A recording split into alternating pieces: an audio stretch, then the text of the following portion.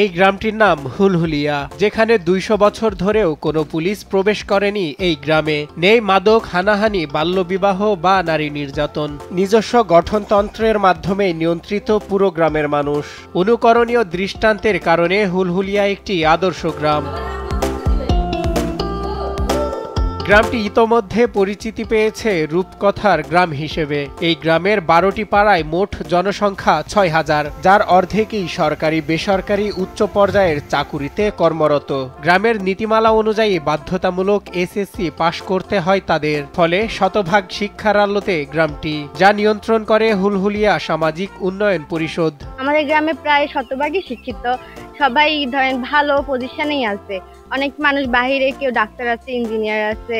নাটোরের সিংড়া উপজেলায় অবস্থিত হুলহুলিয়া গ্রাম। ১৯৪০ সালে মসির উদ্দিন মৃধা নামের একজন ব্যক্তি হুলহুলিয়া সামাজিক উন্নয়ন পরিষদটির প্রতিষ্ঠানটির যাত্রা শুরু করেন। তৎকালীন আইন মন্ত্রণালয়ের সাধারণ সম্পাদক আব্দুল কাদের তালুকদার গ্রাম পরিচালনার জন্য একটি গঠনতন্ত্র প্রণয়ন করেন।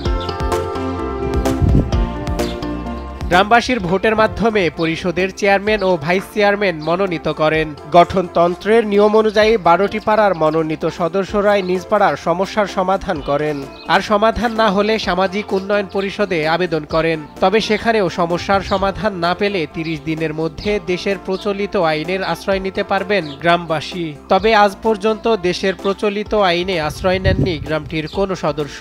আমাদের সালিসি আদালত, এই গ্রামে যদি একজন মার্ডারও হয় তাও আমাদের আদালতে কোনো কেস যায় না।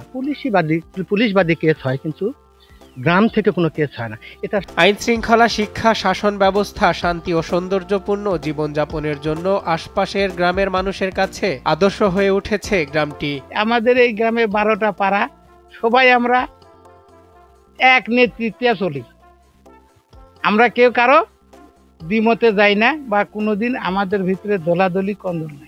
আমাদের গ্রামের সমাজ কাঠামো সুন্দর, সুস্থ এবং সুন্দরভাবে চলে। হুলহুলিয়া গ্রামের মতো সুষ্ঠু, শান্তিপূর্ণ সমাজ পরিচালনা করতে আশপাশের গ্রামবাসী এই গ্রামে আসেন নীতিমালা নিতে। আর সেই নীতিমালা নিয়ে গিয়ে সমাজ গঠনের চেষ্টা করছেন অন্যান্য গ্রামবাসীরা। আমাদের এখানে পুলিশ বা অন্য কোনো প্রশাসনের আসার তেমন কোনো প্রয়োজন পড়ে না।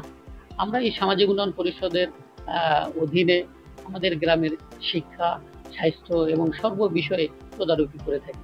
এই হুলহুলিয়া গ্রামে থাকতে পেরে খুশি গ্রামের মানুষ, যেখানে নেই অশান্তি নামক কোনো বাক্য। তাদের এই কর্মকাণ্ড আগামীতে এভাবেই এগিয়ে যাবে বলে জানান অনেকে। সজল বিশ্বাস, নিউজ ডেস্ক, দেশ টিভি।